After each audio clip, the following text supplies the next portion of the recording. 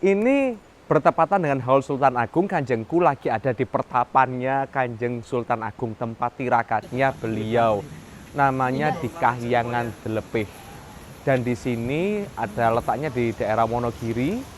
Dan di sini juga selain Raja-Raja Mataram itu tirakatannya di sini.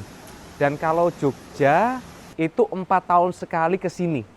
Kalau Solo itu setiap pergantian raja naik tahta. Itu baru tindak harus caos dahar di sini. Dan ini kanjengku juga sama tim itu, Kanjeng Bimo, ada Kanjeng Ihsan masih mau caos dahar, mau nyuwun lilah pamit untuk ke atas. Di atas itu seru banget. Nanti kanjengku jabarin dikit-dikit tentang yang apa aja yang ada di sini, ya. Ini Selo Mapayung.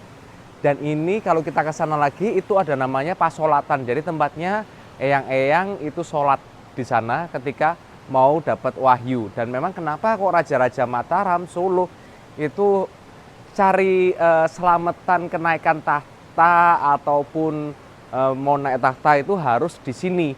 Karena wahyu kepemimpinan, wahyu Ratu Keprabonnya pada waktu Eyang Sultan Agung Hanyokrokusumo turunnya di sini. Dan secara gaibnya di sini ada Abdi Kinase atau masih keluarga dari Eyang Ratu Kidul yang lenggah di sini. Beliau adalah Kanjeng Ratu Wedononggo. Ini yang bertahta di sini menjaga dan juga membimbing para raja-raja tanah Jawa. Memulai para leluhur-leluhur sekalian, yang Kanjeng Sultan Agung Hanyokrokusumo yang kawoso menapa ingkang dados hajat pangajabipun putra wayah. Ini kita turun dari atas ini.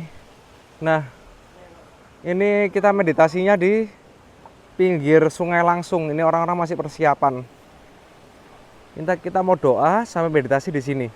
Nah, itu di atas misi itu ada pagar hijau. Nah, ini pasolatannya atau tempat sholatnya Eyang Sultan Agung Hanyokrokusumo dan Eyang Panembahan Senopati. Dan ini ada air terjun mini nih. Nah, ini air terjun mini. Nah, Eyang Ratu Kidul biasanya miosnya dari sini. Dari sisi sebelah sini. Eyang Kanjeng Ratu Kencono Hadisari atau Eyang Ratu Kidul.